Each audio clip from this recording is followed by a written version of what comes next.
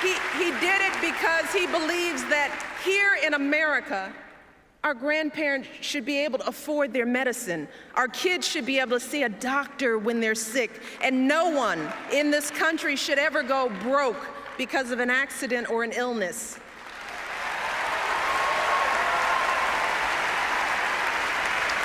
And he believes that women are more than capable of making our own choices about our bodies and our health care. That's what my husband stands for.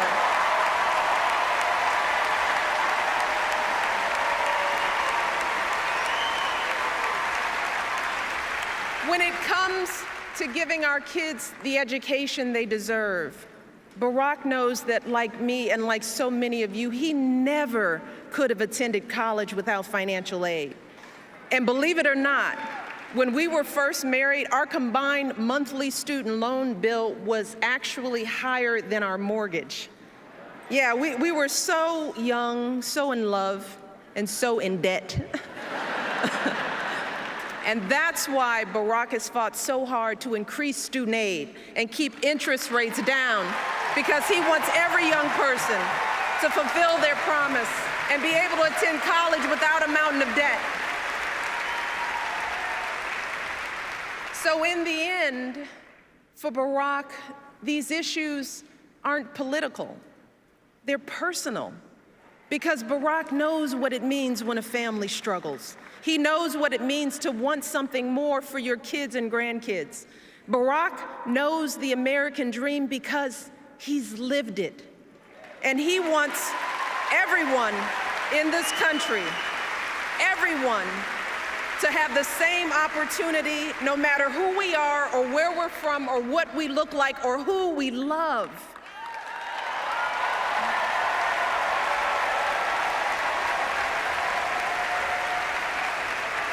And he believes that when you've worked hard and done well and walked through that doorway of opportunity, you do not slam it shut behind you. No, you reach back and you give other folks the same chances that help you succeed.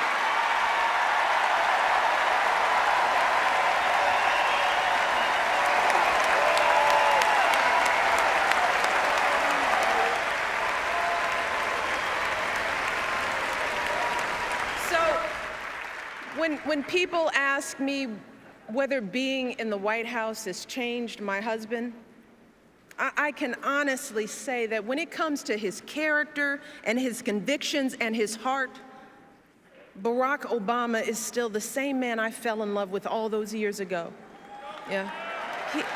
He's the same man who started his career by turning down high-paying jobs and instead working in struggling neighborhoods where a steel plant had shut down, fighting to rebuild those communities and get folks back to work. Because for Barack, success isn't about how much money you make, it's about the difference you make in people's lives.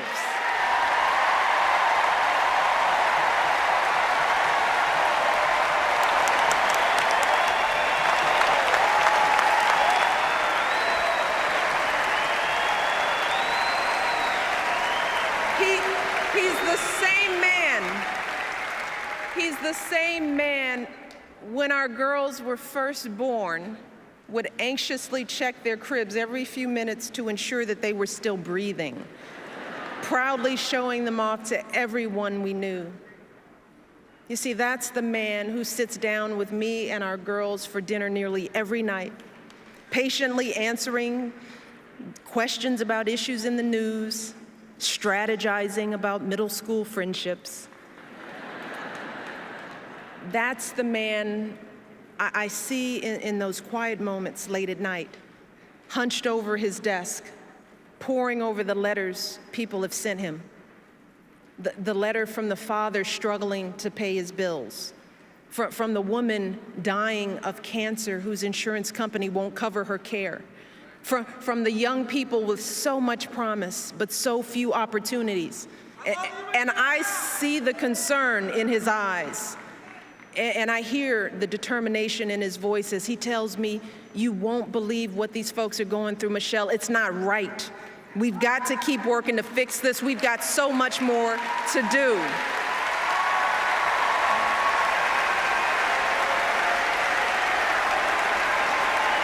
I see how those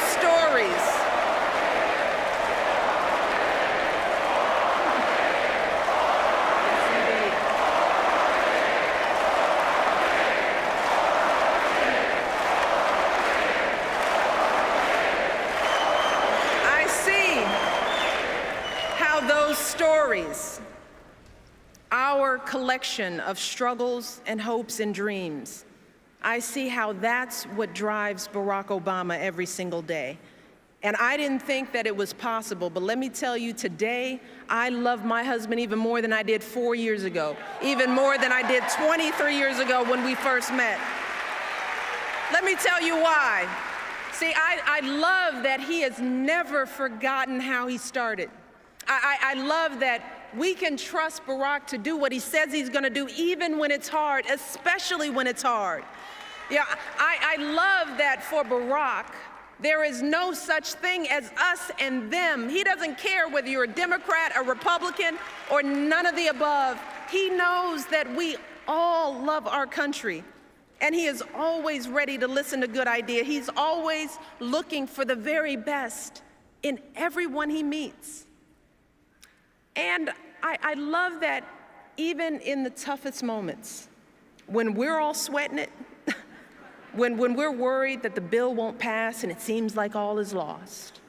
See, Barack never lets himself get distracted by the chatter and the noise. No, just like his grandmother, he just keeps getting up and moving forward with patience and wisdom and courage and grace.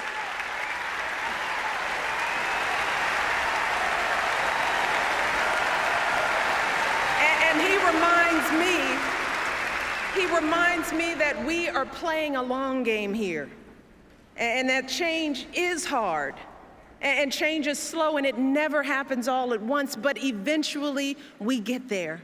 We always do. We get there because of folks like my dad, folks like Barack's grandmother, men and women who said to themselves, I may not have a chance to fulfill my dreams, but maybe my children will. Maybe my grandchildren will. See, so many of us stand here tonight because of their sacrifice and longing and steadfast love, because time and again, they swallowed their fears and doubts and did what was hard. So today, when the challenges we face start to seem overwhelming or even impossible, let us never forget that doing the impossible is the history of this nation. It is who we are as Americans. It is how this country was built.